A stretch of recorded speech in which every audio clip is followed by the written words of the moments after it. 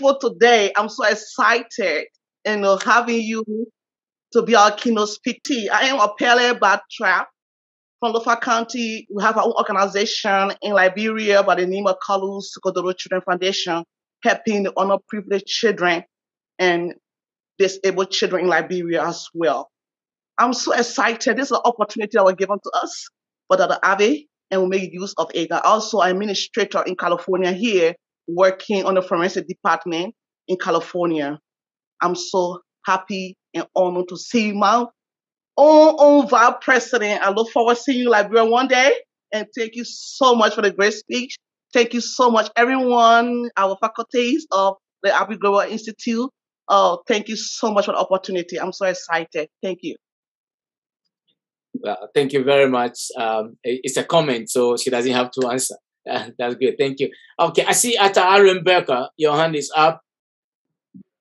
Yes, thank you so much, Dr. Abe. And let me also use this opportunity to thank my own Vice President of the Republic of Liberia for that inspirational speech. I can just say here that we'll keep working with your office to ensure that we elevate the capacity building opportunities for professionals through the Jacobs Abe Institute for Leadership Studies.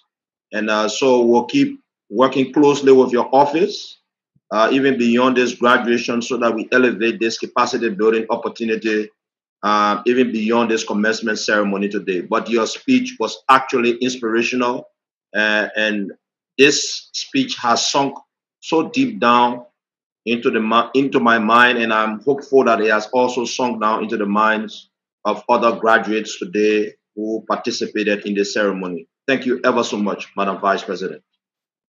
I'd like to say thank you and God bless you for this inspiring speech. I have learned a lot, and I hope that I will be able to use it so that I'll grow physically and grow to become like you. But I have a question, and my question is for someone who wants to set up a foundation.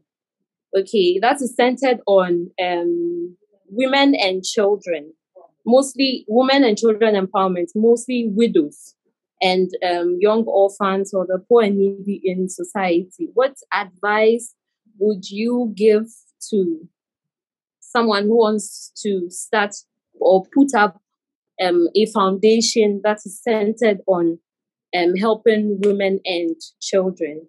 Thank you. And I want to say this is something that is needed, and Dr. Nina reiterated it in so many ways. That in the end, what we do for one another is the most important thing that we can do. Because it's not about us, it's about those who actually need the love and care. I hate to talk about war years, but the fact is that we have come from a very difficult process, and we still do need a lot of support for women and children.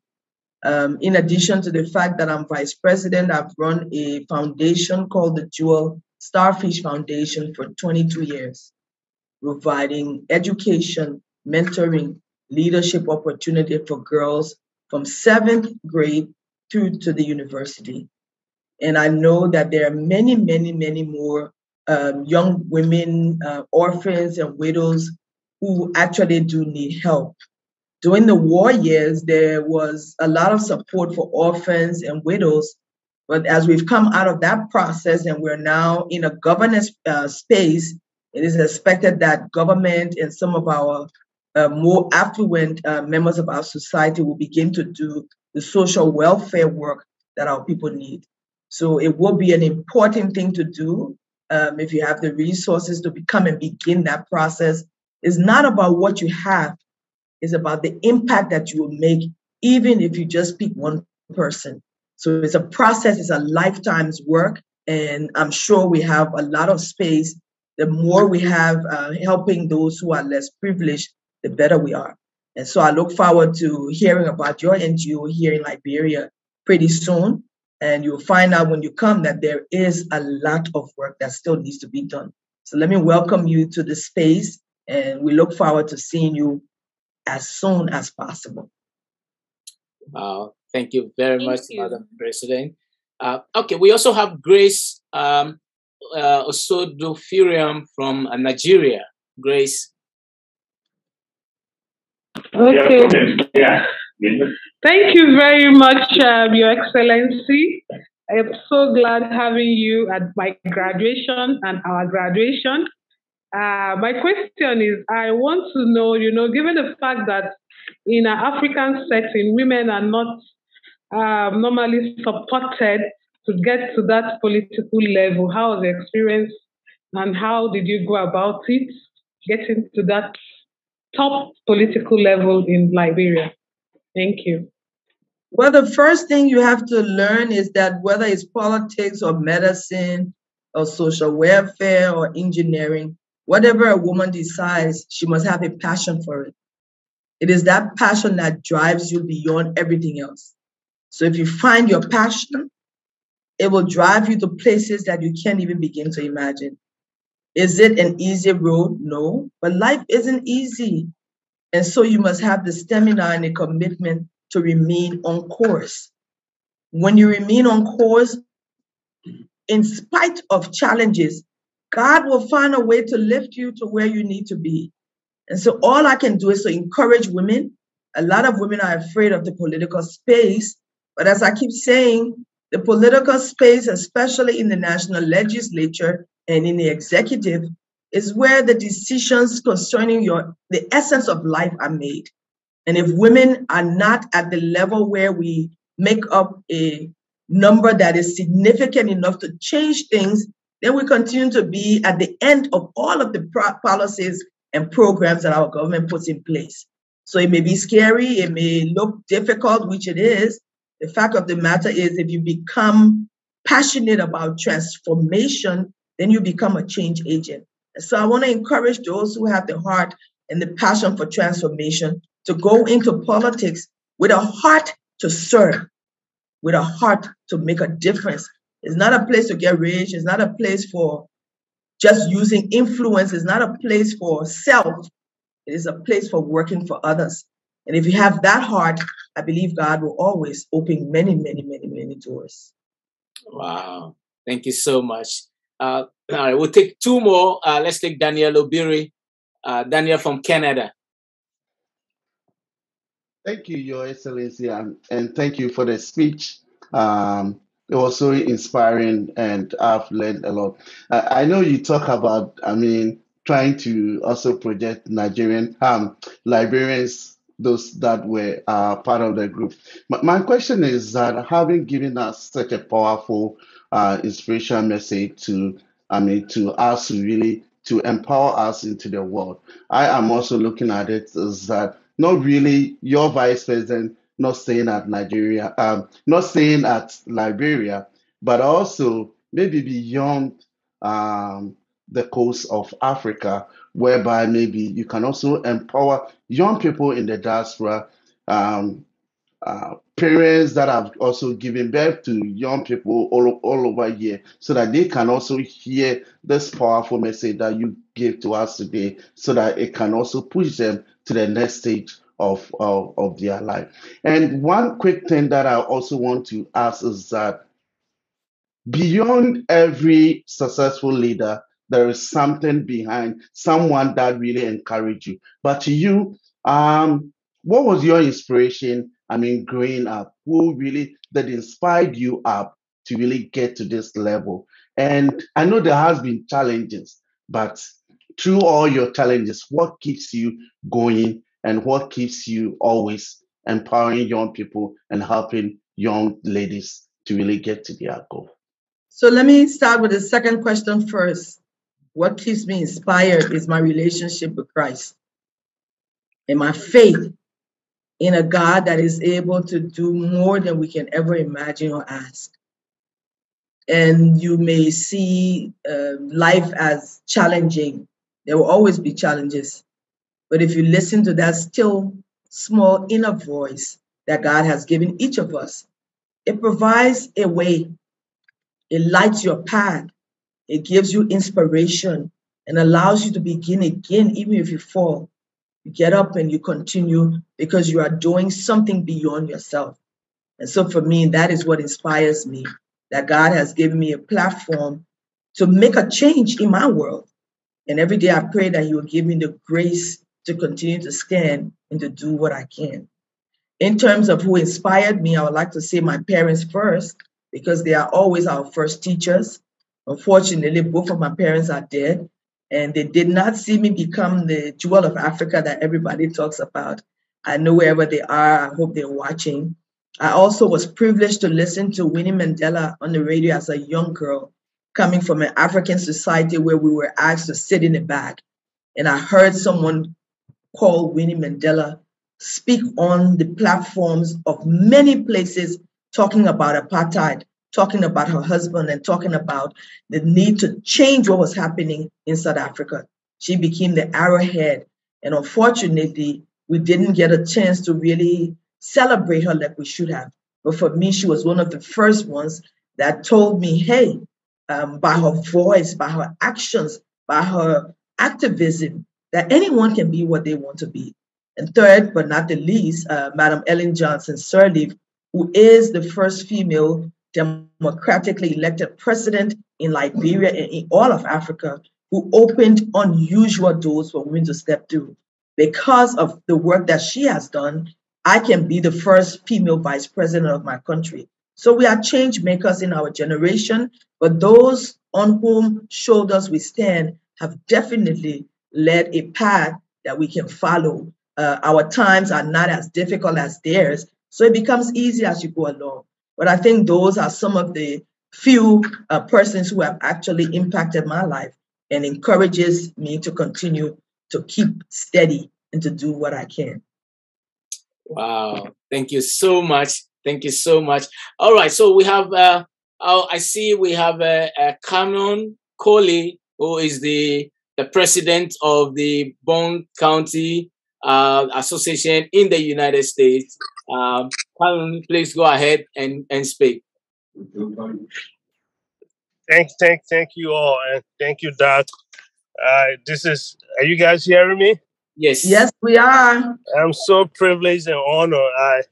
I had to ask permission for the First Lady. We out on weekend, little family getaway, and I asked for permission just to.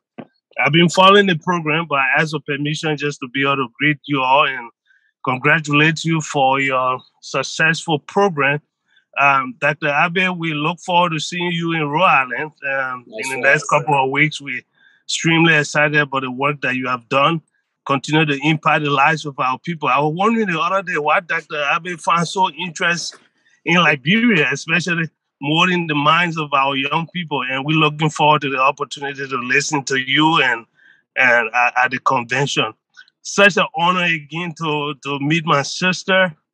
I don't like to even call her vice president, although I honor her for the opportunity. But she's a dear sister to us as a community, as a family. I just want to say we are extremely honored for the role that you play in our community, in our nation, molding the minds of the young people, especially girls, and your extraordinary leadership.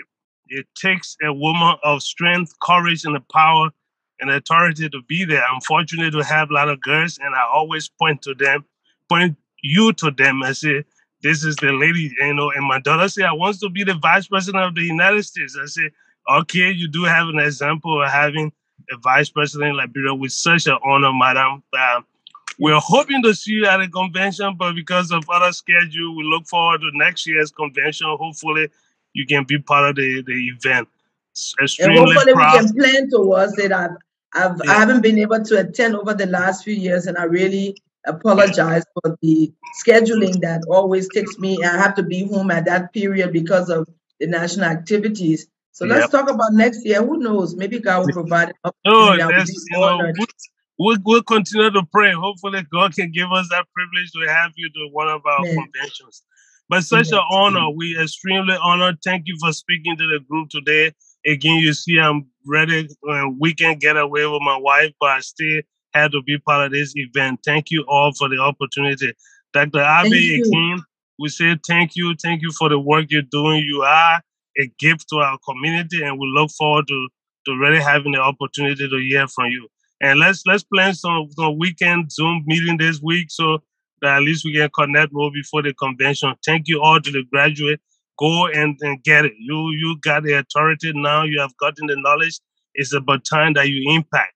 I always say you learn that in 9% of the stuff you learn from school, you don't apply it to your real life. But this time, this is a practical teaching. This is a practical program. I can almost say 80% of what you learn in the classroom will be applicable to in the real life. Thank you, and thank you all to the graduates, and God bless you all. Thank you. Thank you so much. Thank you, and I appreciate that. So before our last person, which is Carol, all the way in Kenya, I want to tell Madam Vice President a story. So once upon a time, when I was with the UN system in Ghana, at the Liberian refugee camp in Bujumbura, I took upon myself and I drove about 2.5 hours every Sunday just to go to the community to empower and to train them.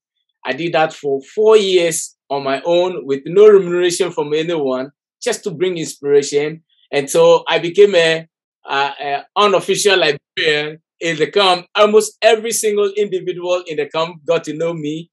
And I have a deep passion for my friends, Liberians, because they are very determined and they are always willing. Whenever you bring an opportunity to them, they see it to the end. So it's important that my friends, Liberians here, will hear me say this to you so they know we really appreciate who they are and what God has given them. Thank you so much once again, Madam Vice President. I appreciate that.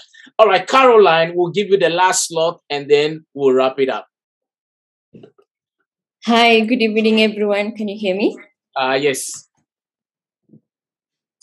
Yes, we can hear you, Caroline. Thank you so much, Dr. Jacob Sabe. All protocol observed. High Excellency Gerald Horward, Vice President of Liberia. It's a pleasure to have you today. It's a pleasure to hear from you and to get all the wisdom that you've granted us today.